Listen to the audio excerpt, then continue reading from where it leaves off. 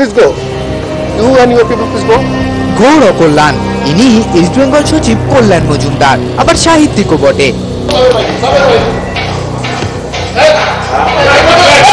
East Bengal তাঁবুতে extra time খবরের কাজে যেতেই কি করলেন দেখুন। No, general time, please go. Please go. Please go. Throw it away. ছইটাবে তা কি ছুড়বেন শ্রীযুক্ত কল্যাণ বাবু? আমাদের সাংবাদিককে নাকি চিত্র সাংবাদিকের ক্যামেরা?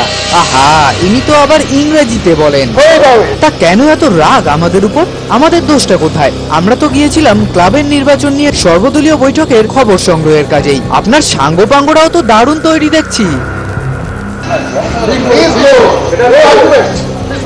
তবে আপনাদের কোন রকম চোখ রাঙানি বা জোর করে ধাক্কা দিয়ে বের করে দেওয়ার প্রচেষ্টাতে মোটেও ভয় পাননি এক্সট্রা টাইমের সাংবাদিকরা। আর আপনি তো শুনলুম সাহিত্যিক, তাহলে এটা জানেন না গণতান্ত্রিক দেশে একজন সাংবাদিকের কাজে বাধা দিতে পারেন না কেউই? ছি, এটুকুও জানেন না? তার উপর আপনি আবার সচিবও বটে। প্রতি বছরই যাচ্ছি যাই করে গাদাগুচ্ছের চিঠি চাপাটি লিখে অযথা সময় নষ্ট করে গেলেন। যদি একটু নিয়ম কানুনটা শিখতেন কাজে দিত।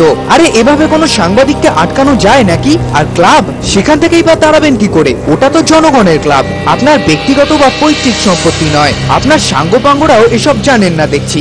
যেমন আপনি তেমনি তো হবেন তারা। যাক সে কথা, আপনারা তো আবার বিনি পয়সায় সাংবাদিকতার পাঠশালাও খুলেছেন আজকাল। মানে আপনাদের পছন্দের কথা বলতে হবে আর কি, তা না হলে এমন স্বঘোষিত মাস্তানি। আরে এভাবে কি গায়ের জোরে কিছু করা যায়? কেমন হবে আমরা যদি আপনাদের ক্লাব পরিচালনা নিয়ে আপনাদের বিনি পয়সায় জ্ঞান বিতরণ করি? তাই যার যা কাজ তাকে সেটা করতে দেওয়াই ভালো নয় কি?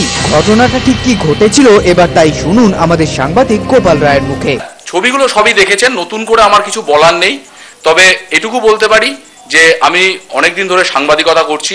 পল্টু দাসের সময়ও আমি ক্লাবে গেছিলাম, প্রয়াত সচিব পল্টু দাসের সময় আমি ক্লাবে গেছি, তার সাথে কথা বলেছি। তিনিও অনেক সময় আমার সাথে রেগে গেছেন।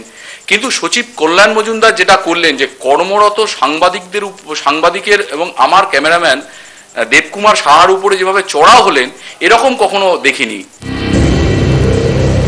Please go. You and your people, please go. East বেঙ্গলের তাঁবু থেকে এক্সট্রা টাইমের সাংবাদিককে বের করে দেওয়ার বিষয়ে আমাদের বক্তব্য কিন্তু পরিষ্কার। প্রধান সচিব কল্যাণ মজুমদার তার দলের সমর্থকদের ভিখারি বলেন, ফুটবলারদের শ্রমিক বলেন, এসব নিয়ে আমাদের আপত্তি কিংবা নিজস্ব মতামত থাকলেও আমরা কোনোদিন ইস্ট বেঙ্গল ক্লাব সচিবের যে পদমর্যাদা সেটার কিন্তু তার সম্মানহানি কোনোদিন করিনি।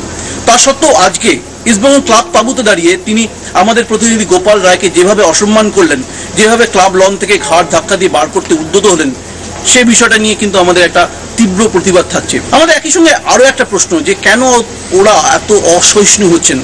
ইস্টবেঙ্গল নির্বাচন একটা গণতান্ত্রিক প্রক্রিয়া।